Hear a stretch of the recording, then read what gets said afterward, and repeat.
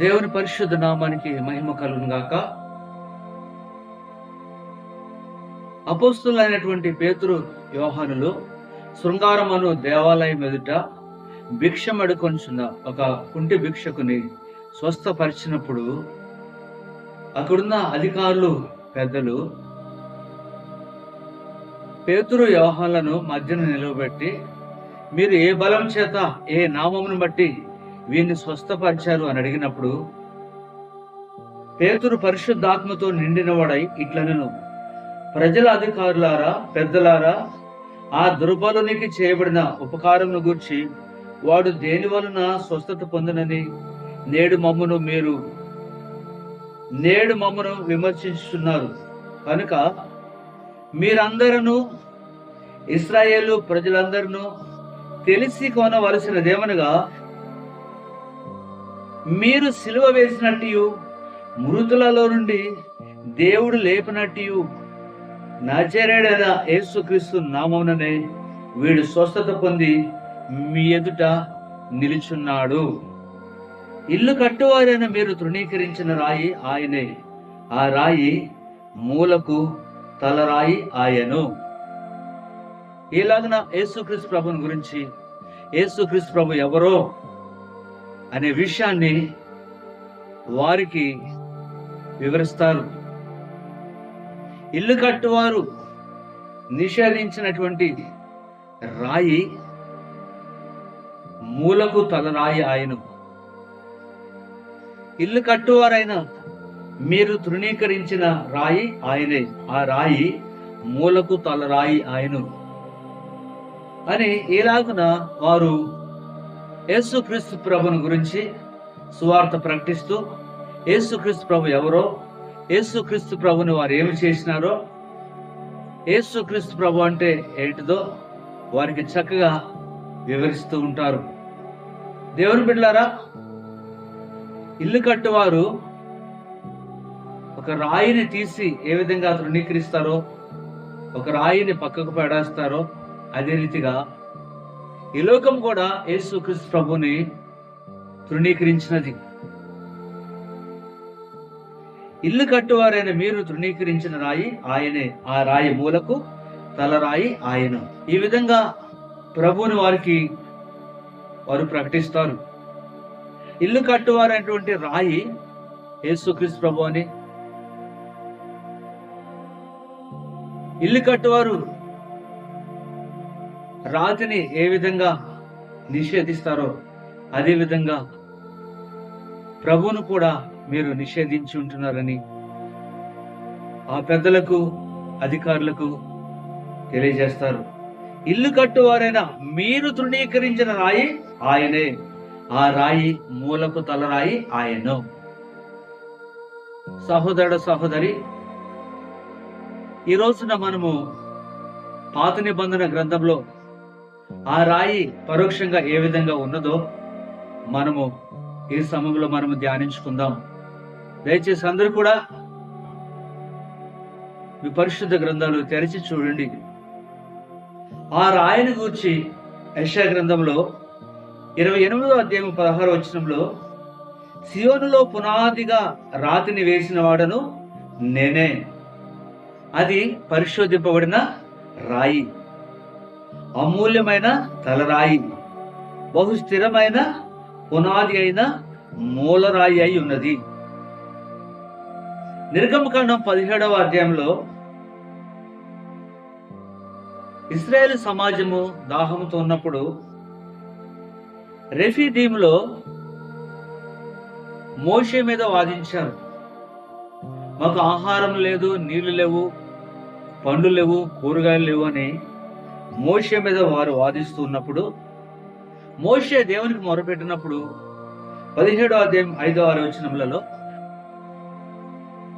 నీవు ఆ బండను కొట్టగా ప్రజలకు త్రాగుటకు దానిలో నుండి నీరు బయలుదేరినని మోషేతో సెలవీగా, పెద్దల కన్నులు ఎదుట మోషే అట్లా చేసినప్పుడు అక్కడ ఆ బండలో నుండి నీళ్ళు వచ్చి ఉంటున్నాయి. అదేవిధంగా సంఖ్యాకాండము 20వ అధ్యాయంలో కాదేశులో మరలా సమాజము నీళ్లు లేకపోయినందున రెండవ వచనం నుండి మనం చూసినట్లయితే, ఆ సమాజమునకు నీళ్లు లేకపోయినందున వారు మోషే అహరోనులకు విరోధంగా పోగైరి. జనులు మోషేతో వాదించుచు, అయ్యో, మా సహోదరులు యెహోవా ఎదుట చనిపోయినప్పుడు మేమును చనిపోయినట్లు ఎంత మేలు.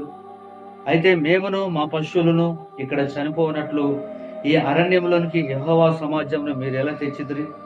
ఈ కాని చోటికి మమ్ము తెచ్చుటకు ఐగుప్తు నుండి మమ్మను ఎలా రప్పించిదిరి?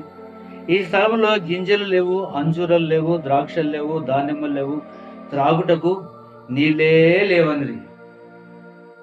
అప్పుడు మోషే అహరోనులు సమాజం ఎదుట నుండి ప్రత్యక్షపు గుడారం యొక్క ద్వారములకు వెళ్లి సాగిలపడగా యెహోవా మహిమ వారికి కనబడను. అంతటా యెహోవా మోషేకు ఎలాగూ సెలవిచ్చును, నీవు నీ కర్రను తీసుకొని నీవును నీ సహోదరుడైన అహరోనును ఈ సమాజమును పోగు చేసి వారు కన్నుల ఎదుట ఆ బండతో మాట్లాడుము, అది నీళ్ళిచ్చును. 11, 12 వచనములలో, అప్పుడు మోషే తన చెయ్యి ఎత్తి 2 మార్లు తన కర్రతో ఆ బండను కొట్టగా నీళ్లు సమృద్ధిగా ప్రవహించను, సమాజమును పశువులను త్రాగిరి. ప్రియమైనటువంటి వారలారా, ఇక్కడ కూడా పరోక్షముగా ఆ రాయి ఇక్కడ మనకు కనపడుచున్నది.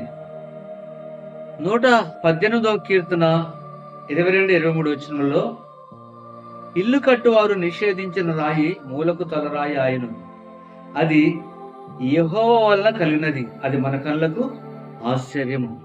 ఇల్లు కట్టువారు నిషేధించిన రాయి మూలకు తలరాయి ఆయను, అది యెహోవా వలన కలిగినది, అది మన కళ్ళకు ఆశ్చర్యము. జకర్యా గ్రంథము 10వ అధ్యాయము 3, 4 వచనములలో, 3వ వచనము 4వ లైన్లో, యూదా వారిని దర్శించి వారిని తనకు రాజకీయములకు అశ్వముల వంటి వారినిగా చేయును, వారిలో నుండి మూలరాయి పుట్టును. ఇక్కడ కూడా మూలరాయి గురించి వ్రాయబడి ఉంటున్నది. మత్తయి సువార్త 21వ అధ్యాయంలో 42వ వచనంలో, మరియు యేసు వారిని చూసి, ఇల్లు కట్టువారు నిషేధించిన రాయి మూలకు తలరాయి ఆయను, ఇది ప్రభువు వలన కలిగెను, ఇది మన కన్నులకు ఆశ్చర్యము అను మాట మీరు లేఖనములలో ఎన్నడను చదవలేదా అని వారిని ప్రశ్నిస్తాడు. తనను గూర్చి ఇల్లు కట్టువారు అయినటువంటి వారు ఏ రాయినైతే నిషేధించారో ఆ రాయే మూలకు తలరాయి ఆయను అని ఆయన తనను గూర్చి తానుగా వారికి ప్రత్యక్షపరుచుకుంటున్నాడు. ఆ రాయి ఎవరో కాదు, ఆ రాయి నేనే. పాత నిబంధనలో పరోక్షముగా కనబడిన రాయి ఇక్కడ ప్రత్యక్షముగా కనబడుచున్నదని ప్రభు వారికి తను తానుగా బయలుపరుచుకుంటాడు. ప్రియ దేవుని బిడ్డలారా, దానియేలు గ్రంథంలో కూడా 2వ అధ్యాయంలో నెబుకద్నెజరుకు ఒక కళ వస్తుంది. నెబుకద్నెజరుకు వచ్చినటువంటి ఆ కళలో బంగారముతో, వెండితో, ఇత్తడితో, ఇనుముతో, మట్టితో చేయబడిన ఒక ప్రతిమ కనబడుతుంది. ఆ ప్రతిమ కనబడినప్పుడు చేతి సహాయం లేకుండా తీయబడిన ఒక రాయి ఆ ప్రతిమ పాదముల మీద పడినప్పుడు అది తుత్తునీలుగా చేయబడుతుంది. దానియేలు గ్రంథము 2వ అధ్యాయము 34, 35 వచనములలో, చేతి సహాయం లేక తీయబడిన ఒక రాయి, ఆ రాయి ఎవరో కాదు, మనం నిషేధించిన రాయే, లోకము నిషేధించిన రాయే, లోకము తృణీకరించిన రాయే, లోకము పక్కకు పెట్టిన రాయే. ఆ రాయి మూలకు తలరాయి అయినది. ప్రతిమను విరగగొట్టిన ఆ రాయి సర్వభూతలమంతా మహాపర్వతమాయను. ఆ రాయి సర్వభూతలమంతా మహాపర్వతమాయను. ఆ రాయి సర్వభూతలమంతా మహాపర్వతమాయను. మత్తయి సువార్తలో 21వ అధ్యాయము 44వ వచనంలో, మత్తయి సువార్త 21:44 అక్కడ చూసినట్లయితే ప్రభు అంటాడు, మరియు ఈ రాతి మీద పడువాడు తునకలైపోవును, కానీ అది ఎవరి మీద పడునో వానిని నలిచేయునను. మరియు ఈ రాతి మీద పడువాడు తునకలైపోవును, గాని అది ఎవరి మీద పడునో వానిని నలిచేయును అంటాడు. కాబట్టి ఈ రాయి ప్రభువుని గూర్చి వ్రాయబడిన రాయి. పాత నిబంధనలో పరోక్షముగా ఇండైరెక్ట్ గా ఉన్నాడు, ఇక్కడ డైరెక్ట్ గా కనపడుతున్నాడు. పాత నిబంధనలో ఉన్న రాయి లోకము తృణీకరించిన రాయి, అధికారులు తృణీకరించిన రాయి, ప్రజలు తృణీకరించిన రాయి, సమాజం తృణీకరించిన రాయి, లోకమంతా తృణీకరించిన రాయి. ఆ రాయి మూలకు తలరాయి అయినది. ప్రభు తను తాను ప్రత్యక్షపరుచుకుంటూ మత్తయి సువార్త 21వ అధ్యాయంలో 42వ వచనంలో 44వ వచనంలో, ఇల్లు కట్టువారు నిషేధించిన రాయి మూలకు తలరాయి ఆయను. ఇది ప్రభు వల్లనే కలిగెను. ఇది మన కన్నులకు ఆశ్చర్యం అంటున్నాడు. నిజమే, ఇది ఆశ్చర్యం. ఎందుకంటే ఈ రాతిని మనమే తృణీకరించాం, ఈ రాతిని మనమే పక్కకు పెట్టేశాం, ఈ మూల రాతిని మనమే వద్దనుకున్నాం, ఈ రాతిని మనమే నిషేధించాం. ఆ రాయే ఇప్పుడు మూలకు తలరాయి అయినది. మనం వద్దనుకున్నది, తృణీకరించినది, కాదనుకున్నది, ఇది ఎందుకు పనికిరాదనుకున్న రాయి మూలకు తలరాయి అయినది. ఈ రాతి మీద పడువాడు తునకలైపోవును, కానీ అది ఎవరి మీద పడునో వానిని నలిచేయును.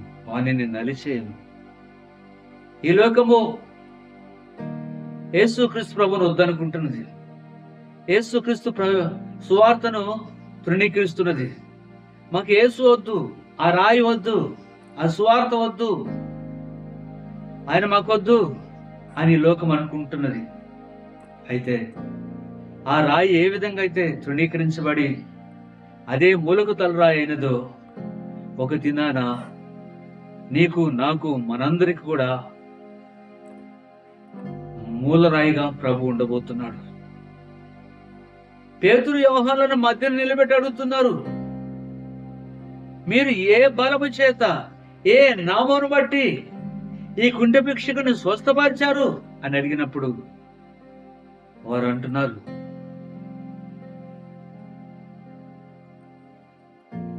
మీరందరూ తెలుసుకోవాలి, ఈ సత్యాన్ని మీరు గ్రహించాలి. మీరు సిలువ వేసినట్టు దేవుడు మృతులలో నుండి లేపినట్టు నజరేయుడైన యేసుక్రీస్తు నామమున వీడు స్వస్థత పొందుకున్నాడు. ఇల్లు కట్టువారు నిషేధించిన రాయి మూలకు తలరాయి అయినది. మీరు ఏ రాయినైతే నిషేధించారో, ఏ రాయినైతే తృణీకరించినారో, ఆ రాయి ఈయనే. ఈ నామంలోనే ఈ కుంటివాడు ఇప్పుడు బాగుపడి స్వస్థత పొందుకున్నాడు. ఈ కుంటివాడు నడవగలుగుతున్నాడు. ఈ కుంటివాడు స్వస్థత పొందుకొని దేవుని స్తుతిస్తున్నాడు.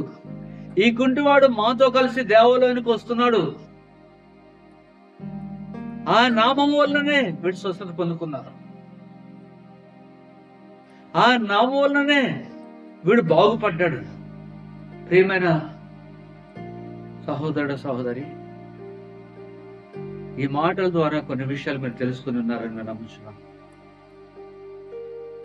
ఆదిలో పరోక్షంగా ఉన్న దేవుడే ఇప్పుడు ప్రత్యక్షంగా యేసుక్రీస్తు ప్రభుగా మన మధ్యలో ఆయన సంచరిస్తున్నాడు. ఆయన నామంలోనే మనందరికి రక్షణ, ఆయన నామంలోనే మన పాపక్షమాపణ, ఆయన నామంలోనే మన పరిశుద్ధ జీవితము, ఆయన నామంలోనే ఆత్మ సంబంధంగా భౌతిక సంబంధంగా మేలు, ఆయన నామంలో కాకుండా మరి ఏ విధంగా ఇట్టి ఆశీర్వాదాలు మనం పొందుకోవాలి, ఇట్టి ఆశీర్వాదాలు మీరు కూడా పొందుకోవాలని మీ సహోదరుడిగా నేను కోరుకొనిచున్నాను. ప్రార్థన చేసుకుందాం. పరమ తండ్రి, వందనాలు, స్తోత్రాలు యేసయ్యా. నీవు నిషేధించబడిన రాయివి, తృణీకరించబడిన రాయివి, మేము వద్దనుకున్న రాయివి, నీవే తలరాయివై ఈ లోకాన్ని రక్షిస్తున్నావు. మీకు వందనాలు, స్తోత్రాలు. ఈ మాటలు విన్న ప్రతి సహోదరుని కూడా మీరు దీవించి ఆశీర్వదించి రక్షించి కాపాడమని, ఈ మాటలు మా అందరి హృదయాల్లో నూరంతలుగా ఫలింపచేసి ఘనత, మహిమ, ప్రభావాలు మీరు పొందుకోనమని, అనేక విషయాలు మీరు మాకు తెలియజేసినందుకు కృతజ్ఞతాస్తుతులు చెల్లిస్తూ యేసు నామములో వేడుకొనుచున్నాం మా పరమ తండ్రి. ఆమేన్, ఆమేన్.